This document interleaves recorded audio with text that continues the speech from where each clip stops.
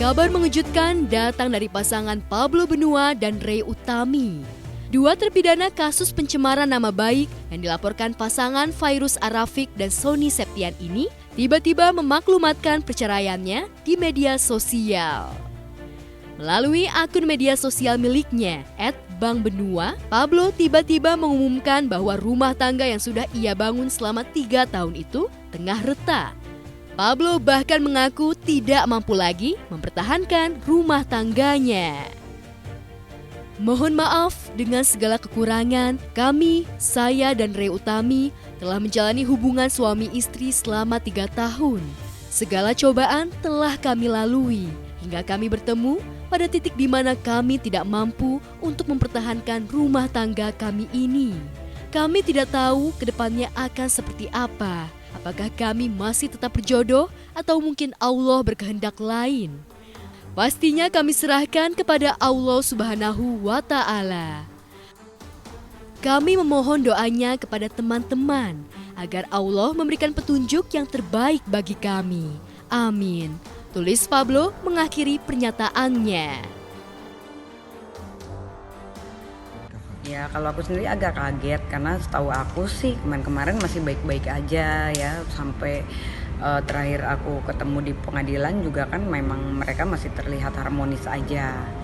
Tiba-tiba hari ini ada berita gitu kan mereka mau berpisah ya, sebagai orang yang pernah kenal dan teman ya aku pasti ngerasa waduh sayang juga ya karena kan mereka punya anak yang masih kecil-kecil banget yang pastinya butuh kasih sayang kedua orang tua. Terus apalagi kan melihat masa tahanannya Ray dan Pablo, untuk Ray sendiri kan dalam waktu lama ini juga pasti akan keluar gitu loh dari Polda gitu. Jadi kalaupun dalam masa ini dia akan keluar gitu ya, akan selesai dengan masalah hukumnya dan ternyata dia harus berpisah, kan menurut aku sangat disayangkan lah.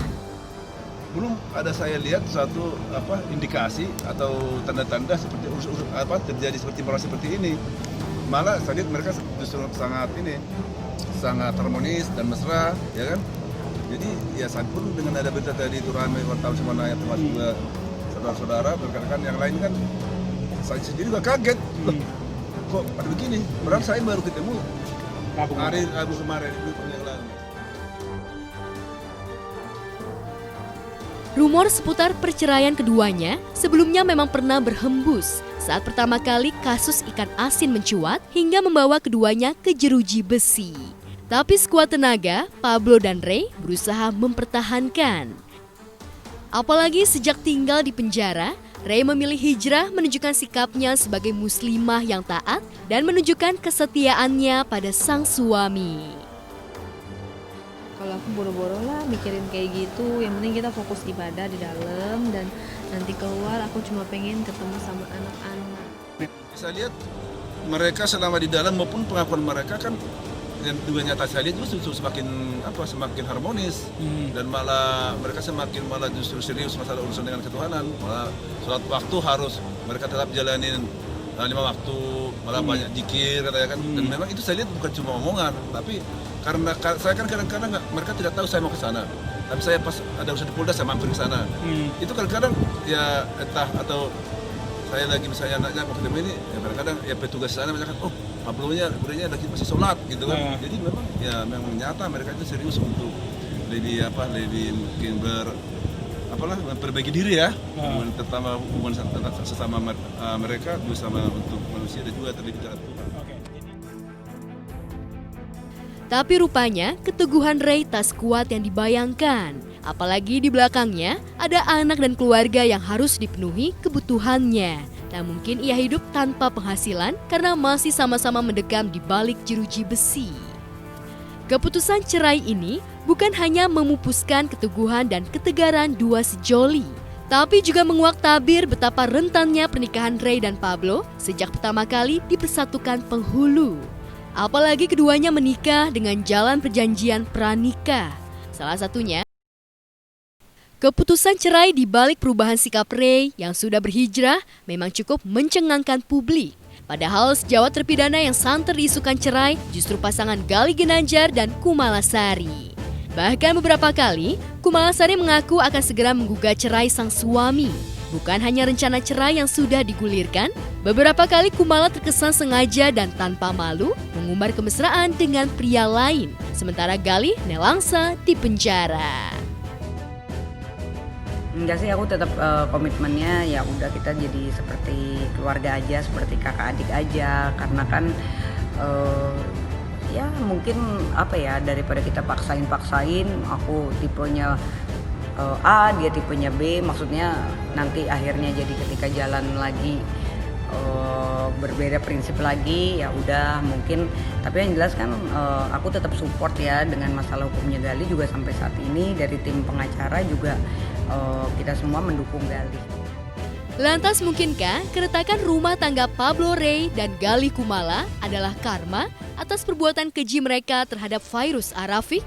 Wah, ini masalah harga diri perempuan tidak bisa dibelok-belokin atau ada kata damai, nggak bisa, ini harga diri. Karena kalau seandainya aku mau dengan cara apapun, imbalan apapun, berarti sama juga aku menjual harga diri aku ke mereka. Jadi ini nggak bisa, ini harga diri aku gitu.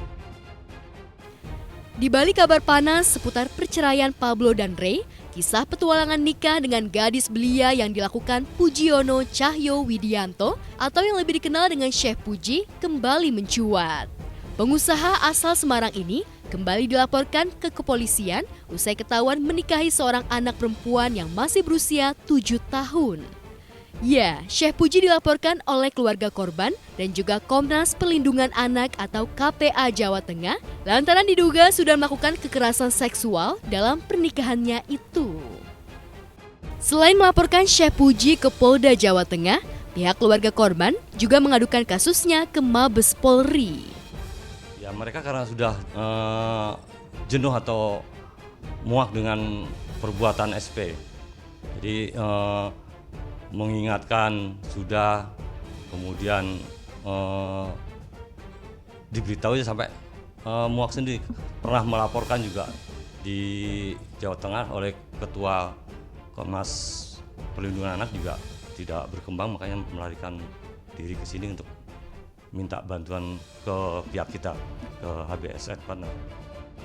Sesuai dengan prosedur kita sudah berikan laporan ke Polda, kemudian berikan ke Mabes, kemudian ditindaklanjuti oleh Polda, dan harapan kita perkara tersebut lebih baik ditarik ke Mabes Polri agar penyidikannya lebih profesional. Hingga kini, dugaan kekerasan yang dilakukan penganut poligami dengan istri berusia di bawah umur ini masih terus didalami kepolisian. Kabarnya, setelah laporan tersebut, Chef Puji dan korban tidak tinggal bersama lagi.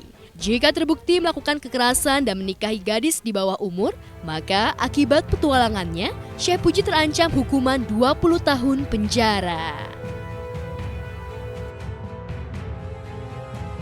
Kami melihat bahwa latar belakang dia menikahi anak di bawah umur ini mungkin karena psikologi dia atau kemauan dia untuk ingin mungkin lebih trendy, atau memang dia sukanya sama anak-anak yang di bawah umur atau bisa dibilang pedofil gitu. Dia sendiri sih katanya ya membawa-bawa agama ya, katanya ya nggak ada salahnya nikah sama anak kecil, tapi karena menurut saya itu pedofil ya.